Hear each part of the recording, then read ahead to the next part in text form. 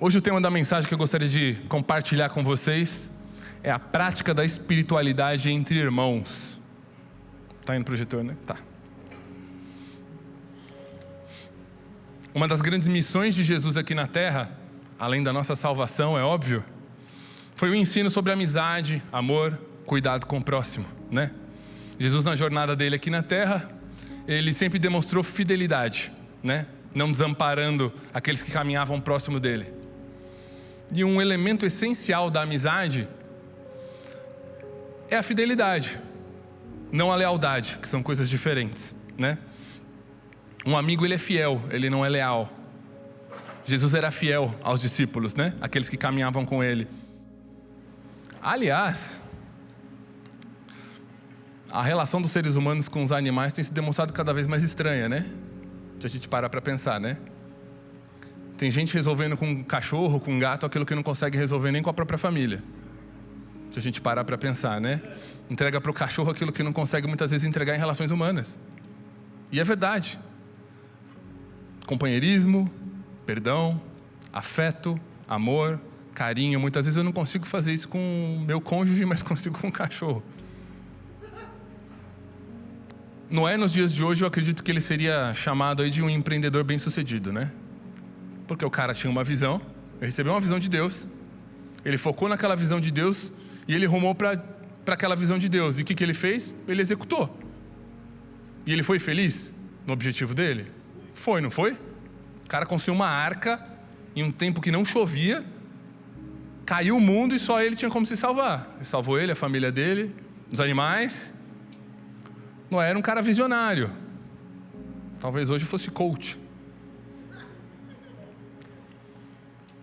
Ele obedeceu a Deus, salvou a humanidade, perpetuou a humanidade, né?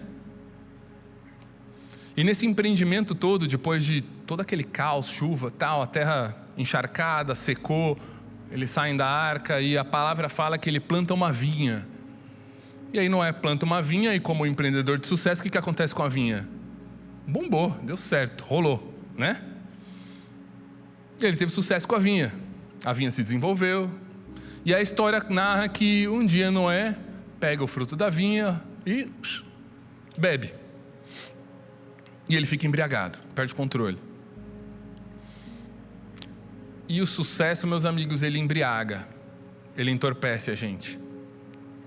A desgraça, ela constrange, mas o sucesso, ele afeta os nossos sentidos. Ele afeta a nossa capacidade de mediar situações. E aí a história conta que Noé fica embriagado e peladão na tenda, né? Cã, um dos filhos de Noé, que foi pai de Canaã, ele foi contar para os irmãos: ó, o pai tá peladão lá na tenda dele, né? O próprio filho expondo a vergonha do pai, né? Os irmãos, sem Jafé, o que eles fazem? Viram de costas, quando descobrem, quando escutam, viram de costas, pegam uma túnica, vão andando de costas, cobrem a nudez do pai, cobrem a vergonha do pai. E aqui a gente enxerga uma situação onde você ama uma pessoa, você alimenta expectativas sobre aquela pessoa, e essa pessoa te desaponta, perde o controle, né? Foi o que aconteceu com Noé e seus filhos. Nesse caso a gente enxerga dois caminhos, duas maneiras de a gente se relacionar com o erro dos outros, né? Um onde você olha e expõe, e o outro onde você não olha para a nudez do seu irmão e cobre a vergonha dele. São duas reações completamente diferentes. Se vocês se lembram da história, Noé, logo em seguida, ele amaldiçoa Cã. Na verdade, ele mostra para Cã aquilo que ele mesmo atraiu para a vida dele, que foi um caminho de maldição. Nós sempre temos dois caminhos para arrumar quando nós vemos pessoas pecando, falhando ao nosso redor, principalmente aquelas com as quais a gente tem muita expectativa, né? E a gente enxerga quem é o nosso irmão através muitas vezes de uma cortina de fumaça, né? Vivemos isso várias vezes na vida. Eu imagino que todos vocês já devem ter passado por isso. Alimentar expectativas com uma pessoa e a pessoa pisou na bola. E como eu devo reagir quando isso acontece, como um irmão em Cristo? Quando meu irmão peca, quando meu irmão me desaponta, quando ele pisa na bola comigo, quando eu me sinto traído. Aí. Primeiro ponto. Não encare a vergonha, o desafio de ninguém em uma perspectiva individualizada. Encare isso sempre em uma perspectiva familiar, porque nós somos a família de Cristo. Somos família na fé. O desapontamento ele é uma expressão primária do individualismo. Todo desapontamento é individualista. Ele denuncia o nosso individualismo. Tem sempre a ver com as minhas necessidades. Tem sempre a ver com as minhas expectativas. Tem sempre a ver com o que eu espero do outro. Quando eu me desaponto com alguém, tem a ver com o que eu espero do outro. Com o que eu acho que o outro tem para oferecer. E aí, parece que o nosso desapontamento fala mais sobre uma relação de lealdade do que uma relação de fidelidade com as pessoas. Fui eu que alimentei as expectativas, né? Tem mais a ver com a minha necessidade do que eu preciso ou quero que o outro faça por mim. Ou me entregue. Toda pessoa com uma mente de comunidade, com uma mente comunitária, com uma mente de família, ela sempre se sente responsável e não desapontada. Meu irmão pisou na bola, eu sou responsável por ele agora. Eu vou ter que lidar com isso de alguma maneira. Como a gente resolve essa situação? Entende? Se meu irmão peca, erra, falha, tropeça, é minha responsabilidade. Como igreja de Cristo, é minha responsabilidade. A primeira coisa que a igreja, que a comunidade local precisa curar em nós, é o direito individual. Por que eu digo isso, né? Em uma comunidade nós não temos direitos e deveres individuais. Quando Jesus fala sobre a eclesia, quando Jesus fala sobre a igreja, ele não fala sobre um templo para vir adorar o Senhor e voltar para casa depois que encerra aquele momento de celebração. Ele fala sobre vida em comunidade. Ele pega um contexto grego, que era usado no grego, né? Os gregos, eles tinham as eclesias dele, que eram aquelas reuniões onde eles debatiam problemas na cidade, problemas de saneamento, problemas de saúde pública, problemas de toda sorte, familiares, estruturais. Comiam refeições juntos, viviam em comunidade. Jesus estava falando sobre isso quando ele falava em igreja. Ele não falava sobre templo. Então quando Jesus falou sobre igreja, não esqueçam disso, ele não falou sobre templo. Não falou sobre isso aqui. Ele falou sobre isso aqui. Coletivo, pessoas. Sabe por que seu marido é difícil? Sabe por que sua esposa é difícil? Sabe por que seu chefe é difícil? Sabe por que está tão pesado muitas vezes?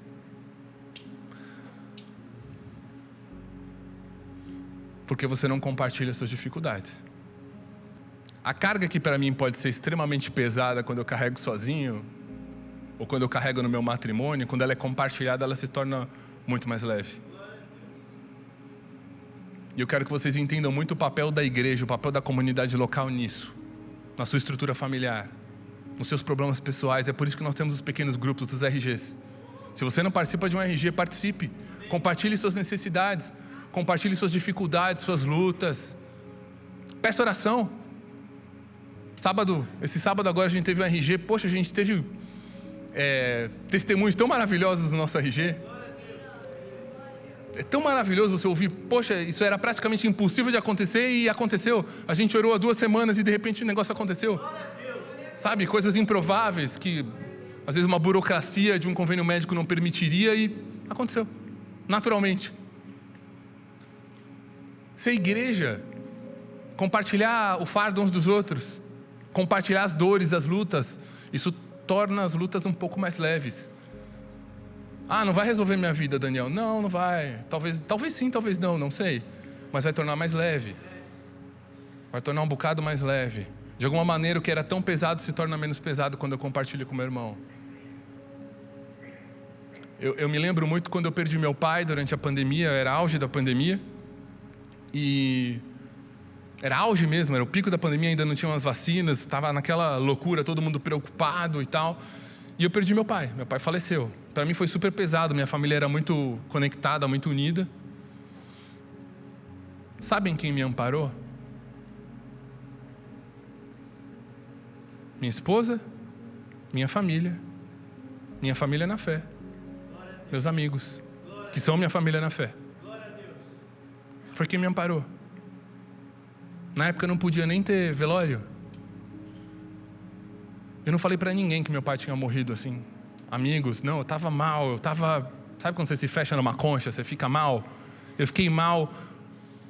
E quando eu chego no enterro do meu pai, estão lá os meus amigos. Estão com você, Daniel. Vocês entendem o valor disso?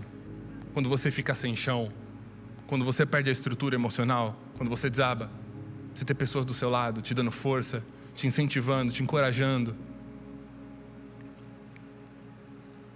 Recebi mensagens de diversos irmãos, recebi abraço de diversos irmãos, no pico da pandemia. Estar rodeado de irmãos, compartilhando a carga. Eu estou falando sobre desfrutar uma relação familiar na comunidade local. Família muitas vezes nos desafia, né? Mas nos cura também. Às vezes vem família onde surgem os maiores problemas da vida, dentro da família, né? Mas é ela que nos cura. É ela que cuida de nós. É ela que nos ampara. Isso é evangelho. E essa é a diferença entre bênção e maldição. A palavra empenhada a favor do meu irmão. Eu estou com você nas lutas e nas dificuldades, sabe? Deus, se você precisar, pode contar comigo. A diferença entre bênção e maldição está na forma como nós lidamos uns com os outros. Nos nossos desafios e na nudez do próximo. Na exposição do próximo. O próximo slide. Caminhar na prática da justiça e não no exercício do juízo. Não julgando o meu irmão, mas praticando justiça para com ele. Não exercer juízo sobre o meu irmão. Amor incondicional. Quando nós temos filhos, a gente experimenta um pouquinho disso, né? Quem tem filho pequeno ou já teve filho pequeno aqui? Eu já ouvi do meu filho: pai, te odeio. Uma vez. Ele estava lá brigando, discutindo: soltou um pai, te odeio. Aí eu ouvindo aquilo, eu falei: eu sou apaixonado por ele. Na hora eu fiquei chateado, né? Fiquei: poxa, me odeia, né? Pesado. Óbvio, foi da boca para fora. Depois de 5 minutos eu estava me abraçando lá. Mas com filhos a gente experimenta um pouquinho desse vínculo que se sobrepõe sobre qualquer outro, né? Que é esse amor incondicional, que é o amor que o pai tem pelos seus filhos. É o amor que o nosso pai tem por nós. É um pouquinho disso que a gente experimenta com os nossos filhos. Dependendo do que eles façam, eu amo. Eu amo porque eu escolhi amar. Eu amo porque ele carrega o meu DNA. Eu amo porque é químico, parece.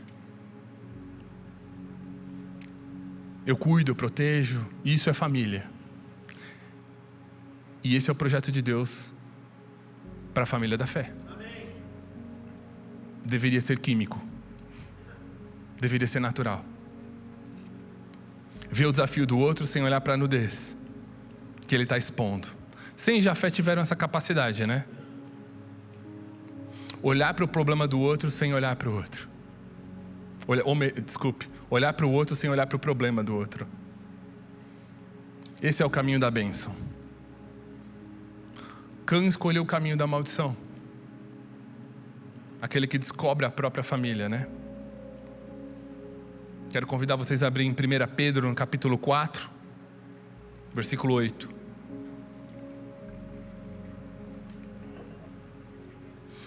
Acima de tudo, amem uns aos outros sinceramente, pois o amor cobre muitos pecados. Eu amo esse versículo. Exatamente por aquilo que ele quer dizer. O amor, ele cobre muitos pecados. Pedro, o apóstolo, ele dá essa recomendação entre tantas outras, mas ele diz o quê? Acima de tudo, amem uns aos outros sinceramente, de verdade, acima de qualquer coisa, ame o teu próximo. O amor, ele nos leva a olhar além das falhas do próximo, além da nudez do próximo. Um irmão influenciado pelo amor de Deus, quando ele sofre um prejuízo, quando ele é magoado, quando ele é ferido, ou quando ele enxerga o pecado do seu irmão, ele ama. Ô Daniel, é pesado isso, eu sei. É difícil. É difícil, é um processo.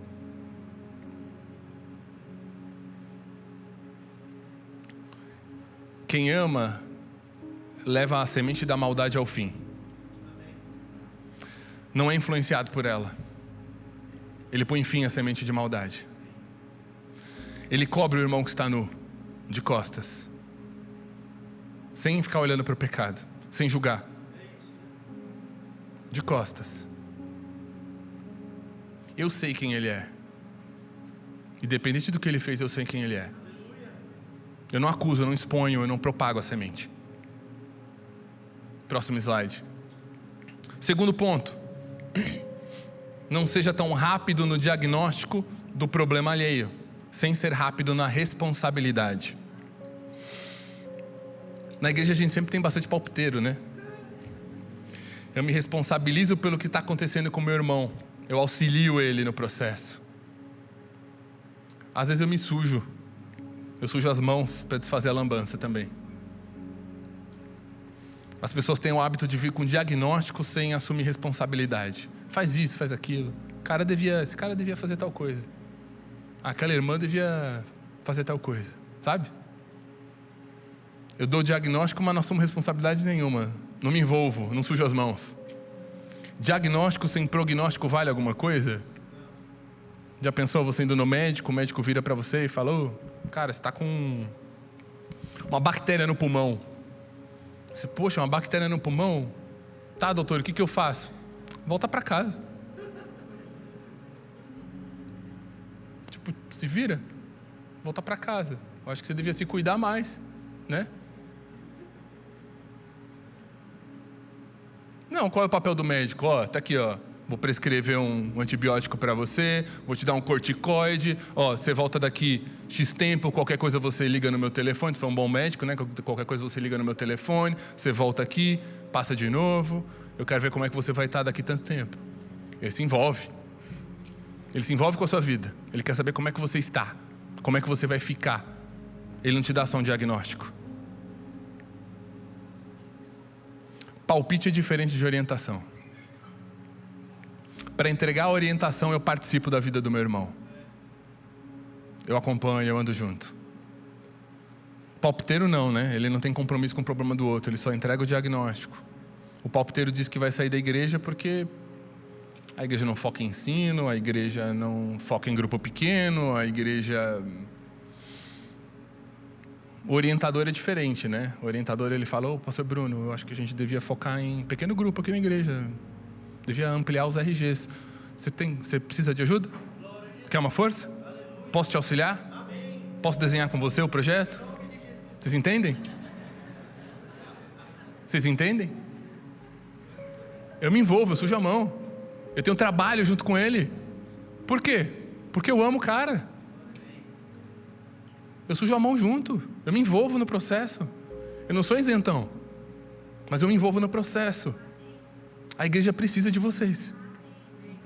As pessoas que estão do seu lado precisam de você.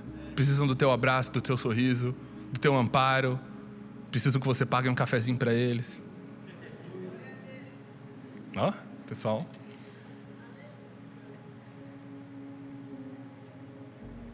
Ser participante, não espectador, né? Não olhar de longe, apontar o problema, mas sujar as mãos no bom sentido. Se envolver no processo. Quando eu enxergo um defeito, uma falha, um pecado no meu irmão ou na minha igreja local, eu cubro. Eu cubro, e eu cobrir não estou falando colocar pano quente, não. Eu estou falando me envolver para resolver. Fazer parte do processo. Amor que cobre muitos pecados. Sejam aqueles que cobrem uns aos outros quando os outros precisam. Foi para isso que vocês foram chamados. Para amar de maneira incondicional como Jesus Cristo amou. E não sejam aqueles que revelam a nudez dos seus irmãos. Cara, que absurdo um cara daquele fazer isso. Onde ele estava com a cabeça? Isso não é crente, não. Quando o irmão mais precisa de ajuda, você solta o sem, não é crente, não. Seja amigo dos seus filhos. Você que tem filhos, seja um amigo dos seus filhos. Sejam amigos dos seus pais. Não se escondam. Muitas vezes nossos melhores amigos vivem dentro de casa. E ao invés de enxergar a relação que a gente tem, a relação que Deus nos proporcionou, a gente só olha para aquilo que é reprovável nos nossos pais. A gente só olha para aquilo que é reprovável nos nossos filhos. A gente só olha para o que é reprovável no marido ou na esposa. O que eu quero dizer, no final das contas, é que irmão em Cristo é irmão em Cristo mesmo que ele esteja peladão. Continua sendo irmão. Mesmo quando está exposto, continua sendo irmão. A gente não manda ele se vestir. A gente cobre de costas. A gente protege, a gente não aponta o dedo, a gente não expõe. Próximo slide, terceiro ponto. Não seja frágil diante das falhas alheias. Hoje nós temos um povo que não sabe lidar com o erro dos outros. Não tem resiliência. Não sabe lidar com problema. Não sabe lidar com o erro dos irmãos, com o erro do pastor, com o erro dos pais.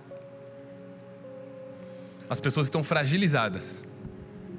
E toda vez que elas precisam assumir uma responsabilidade em um processo, se magoam, se fragiliza. Fulano fez isso, fez aquilo, falou isso pra mim. Bruno fez isso pra mim. Você acredita? Cara, não esperava isso dele. E ao invés de confrontar, de conversar, de alinhar, de falar, fiquei chateado com isso, de se acertar, de se aprumar, eu me afasto. Eu exponho e me afasto. Nós somos uma geração que não está mais habituada a consertar as coisas, né? A gente está habituado a descartar as coisas. Quando quebra o celular, o que eu faço? Antigamente, quando queimava o chuveiro, muitos de vocês já devem ter feito isso. Quando queimava o chuveiro, o que a gente fazia? Desrosqueava o chuveiro lá, trocava a resistência, né? Hoje, o que a gente faz? Se tiver o trabalho de desmontar e pôr fora, já é uma grande coisa. Não é verdade? A gente tentava descobrir o que aconteceu, queimava a tomada, parava de funcionar a tomada, ia lá, desrosqueava a tomada, desmontava, mexia no fiozinho, acertava, encaixava de novo, né? Hoje queimou, eu jogo no lixo. Ligo para a seguradora, chamo o encanador, chamo o eletricista. Furou o pneu, eu não troco o pneu, eu chamo o cara da seguradora, ele troca o pneu, eu não quero sujar a mão. Né? Aí chega o borracheiro, faz o serviço por mim, eu não sujei a minha mãozinha. Eu não tento consertar, eu não participo do processo. Aquilo que a gente pratica ao longo da nossa vida, a gente leva para as nossas relações.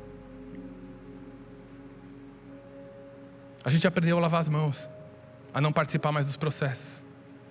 Nós ficamos tão sofisticados em suprir necessidades, né? Que parece que a gente desaprendeu a reparar, a consertar relações. Tudo vai ficando descartável. Aquela pessoa já não serve mais para mim. Pisou na bola, não serve mais para mim. Virei a cara, não quero nem mais saber. Porque a gente aprendeu a depender de serviço e não de relação. Não a viver relacionamento. É serviço. É meu amigo enquanto serve. E quando não servir mais, tranquilo, próximo. É minha esposa enquanto serve. Nunca na história da humanidade houveram tantos divórcios. Trocamos a fidelidade pela lealdade. Trocamos a fidelidade ao nosso irmão pela lealdade àquilo que ele faz ou fez por mim. Virou uma troca, virou um escambo, né? E a relação vai se tornando uma moeda de troca. E a gente acha que está tudo bem. Mas quando a gente está falando de relacionamento, a gente está falando de vida espiritual. Porque nós fomos criados para sermos seres relacionais, para nos relacionarmos. Mas a gente não está mais disposto a sujar as mãos pelo nosso irmão, porque leva tempo e dá trabalho. Dá trabalho consertar as coisas, é mais fácil começar de novo. Eu ouvi isso uma vez na clínica, o pessoal falando sobre o casamento. Dá trabalho resolver isso aqui. Eu prefiro começar de novo. Próximo slide, João capítulo 15, versículo 12 e 13. O meu mandamento é esse: amem-se uns aos outros como eu os amei. Ninguém tem maior amor do que aquele que dá a sua vida pelos seus amigos. Se doem pelos seus irmãos. Se doem pelo próximo, se doem pelos seus amigos. Isso faz parte de uma vida genuína diante de Deus. Isso faz parte da espiritualidade de vocês. Estender a mão para o próximo. O próximo slide. Colossenses capítulo 3, a partir do versículo 12. Portanto, como povo escolhido de Deus, santo e amado, revistam-se de profunda compaixão, bondade, humildade, mansidão e paciência. Suportem-se uns aos outros e perdoem as queixas que tiverem uns contra os outros. Perdoem como o Senhor lhes perdoou.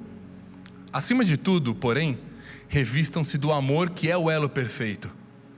Que a paz de Cristo seja o juiz dos seus corações, visto que vocês foram chamados a viver em paz como membros de um só corpo. E sejam agradecidos. A palavra de Deus no Novo Testamento nos diz mais sobre como amar, como lidar e como tratar com o nosso irmão do que sobre o nosso relacionamento com Deus. Já perceberam isso? E o que vocês acham que isso quer dizer? O que é, afinal, espiritualidade? Quando Deus declara lá em Gênesis: façamos o homem à nossa imagem, conforme a nossa semelhança. Deus não quis produzir em nós uma imagem do seu poder, meramente.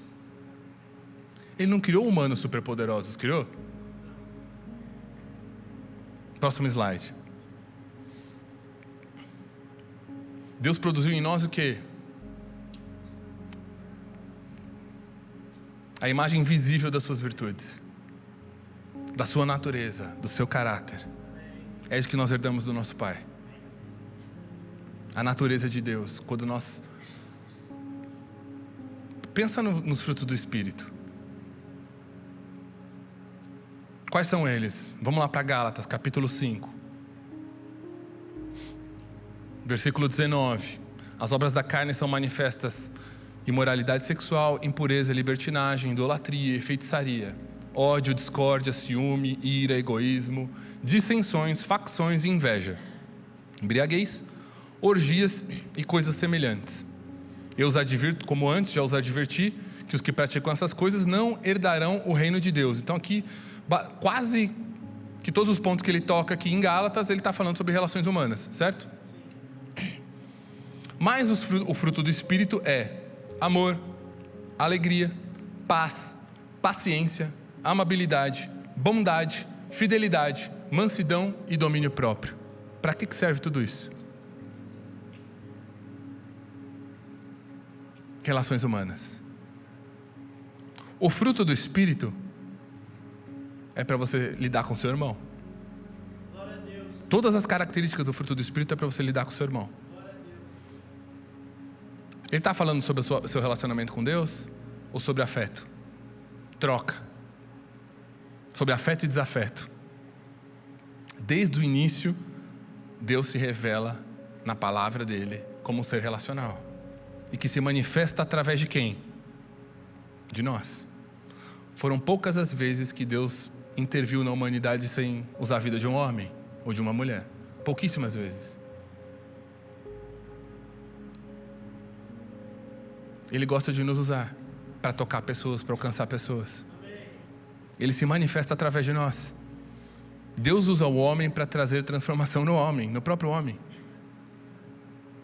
Ter uma vida de oração, eu não estou dizendo que ter uma vida de oração, leitura da palavra não são importantes demais. É conhecimento, é se conectar com Deus, é muito importante, extremamente importante. Mas existe um risco enorme de nós nos tornarmos, assumimos a posição de Pedro, o apóstolo. Quero que vocês pensem em Pedro um pouquinho. Pedro era um cara que, mais bruto, né? Um cara que desconectava um pouco a amizade de espiritualidade. Relacionamentos de espiritualidade. De todos que conviveram com Jesus, ele acho que foi o que mais custou a entender o elo de amizade, de companheirismo, fraternidade, com uma vida de espiritualidade, né? A palavra mostra que Pedro e Paulo, eles tinham enfrentamentos ali, né? Até bem graves.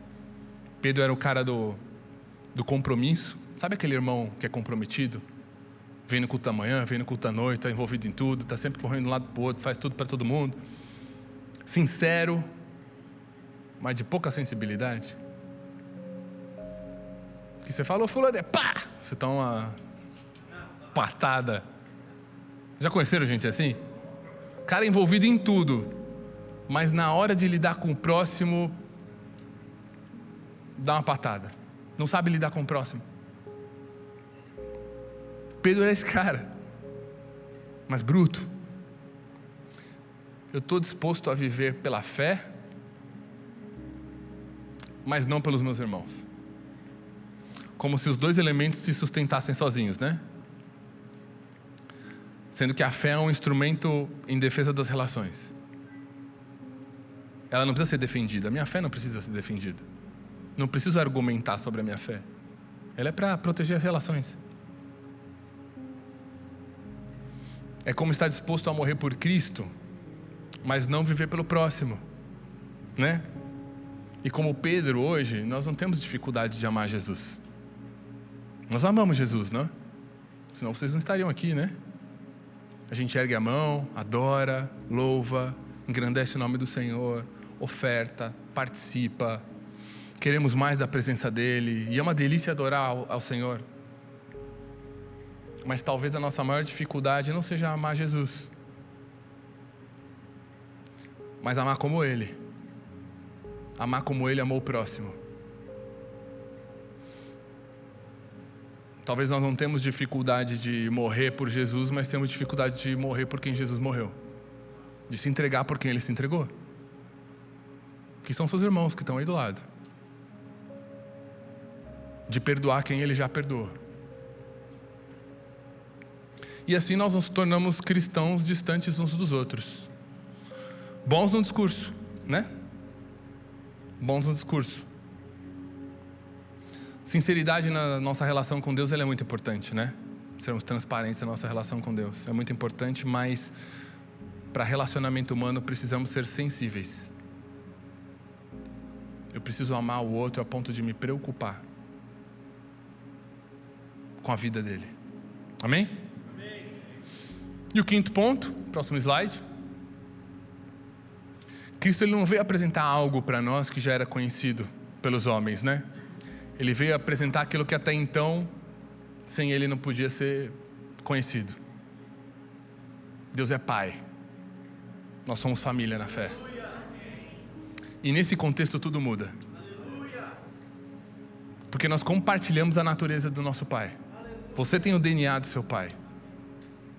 Você carrega as virtudes do seu Pai. Elas estando desenvolvidas ou não, você carrega as virtudes do seu Pai. Você é a cara do seu Pai.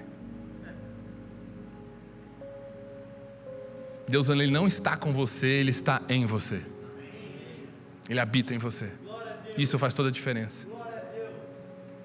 Porque você pode virar para mim e falar: Daniel, eu não consigo. Não consigo passar por cima daquilo que o fulano fez para mim. Ele consegue. E o DNA dele está dentro de você. E o querer e o efetuar vem dele. Não de nós, né? A gente só dá o primeiro passo. A gente só busca a reconciliação.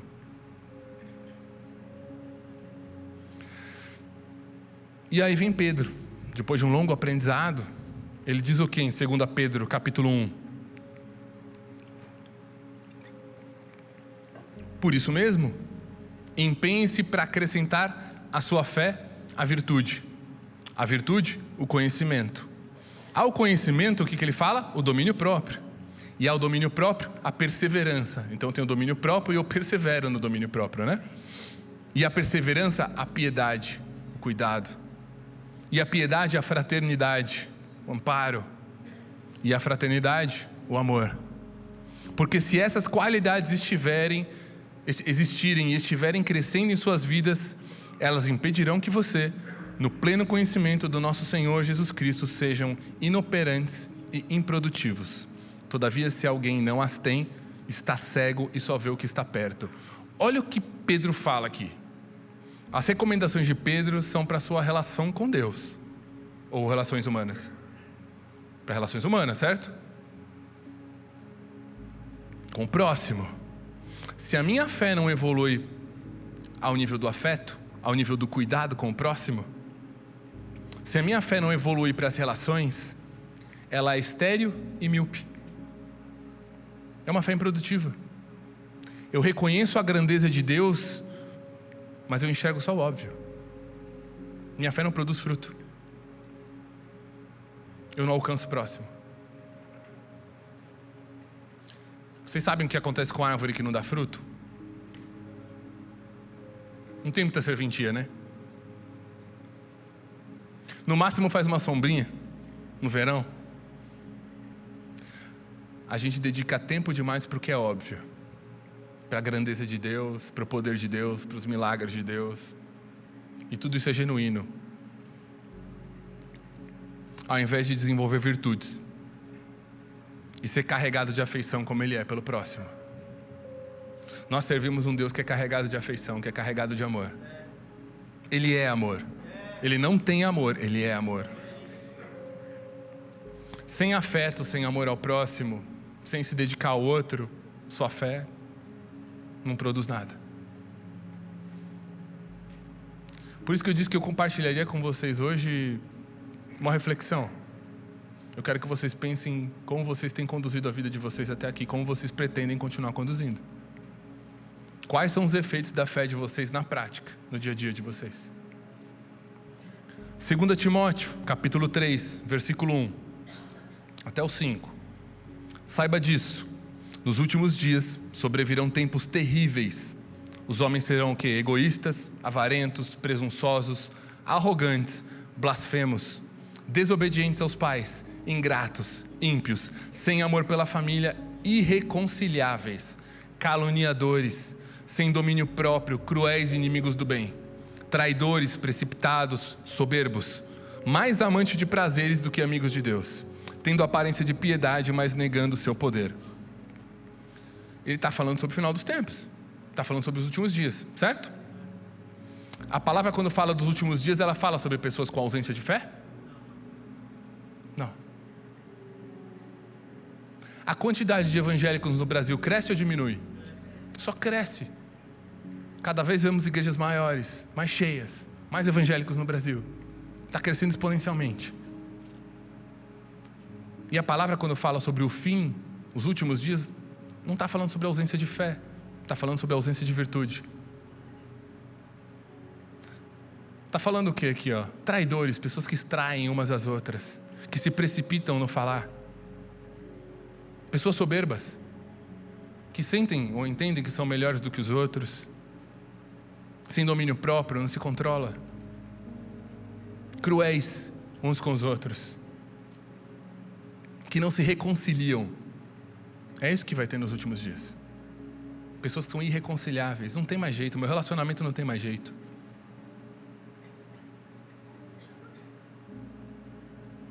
Eu não aguento mais meu chefe, esse trabalho não serve para mim. O mundo está se tornando religioso, não virtuoso.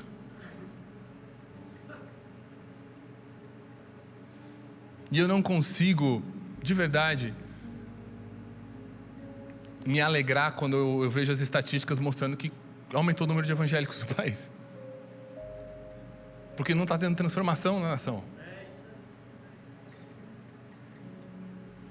o amor de muitos está esfriando. E esse é um dos sinais do fim. Quando a igreja ela cresce em estatura de varão perfeito, a igreja como pessoa, ela precisa se aperfeiçoar em amor, em consciência, se aperfeiçoar em suas relações, no cuidado uns com os outros. Isso é crescer em estatura de varão perfeito. Isso é amadurecer na fé.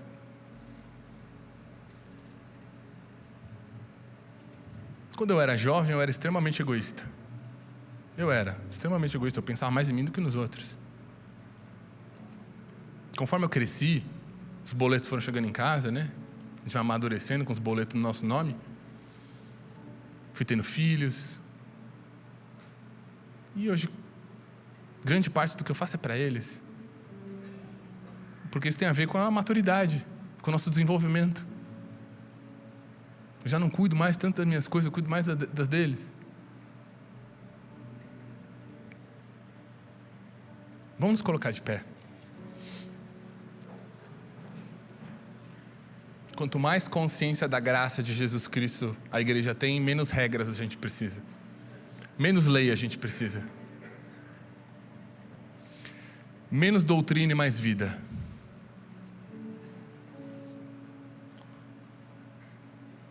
Em quem Jesus mais batia era nos fariseus, certo? Eram os caras da doutrina, eram os caras das regras, eram os caras que tentavam proteger a lei, proteger a religião verdadeira. E eram os caras que mais apanhavam de Jesus.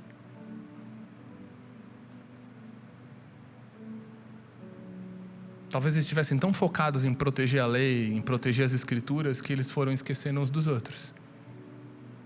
Do cuidado, do amparo, do afeto. Menos doutrina e mais vida. Amém? Fechem os olhos.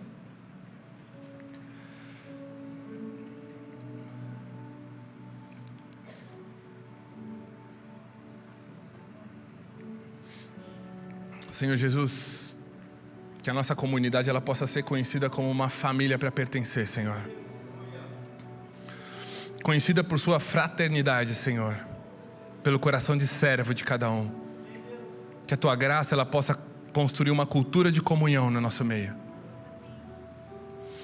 Onde a marca principal, Senhor, é a qualidade das nossas relações. Isso é a eclesia. Implanta em nós, Senhor, a capacidade de gerarmos uma espiritualidade praticada em nossas relações com os nossos irmãos. O que pode transformar essa sociedade, Senhor Jesus, é o compartilhamento das nossas virtudes, não demonstração de poder. É uma fé genuína, revelada através da Tua igreja, em forma de virtude. Revelando o caráter do Pai. Revelando as virtudes do Pai. Eu quero desafiar você, enquanto nós oramos, enquanto o louvor canta essa canção, a você sondar o seu coração. E pedir a graça de Deus para reparar relações que foram rompidas. Se você tiver algo contra alguém que estiver aqui nessa noite, eu te convido, enquanto nós oramos, que você vá até essa pessoa. Pode ser seu cônjuge, pode ser seu filho, pode ser seu pai, pode ser seu irmão na fé.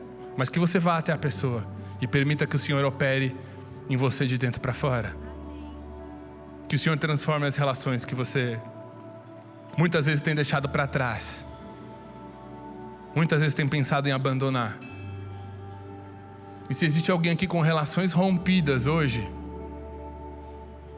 com sua família de sangue ou com a sua família da fé, eu te convido a você buscar reparação nessa semana. A você se colocar diante do Senhor, quebrantar teu coração e buscar transformação nas suas relações.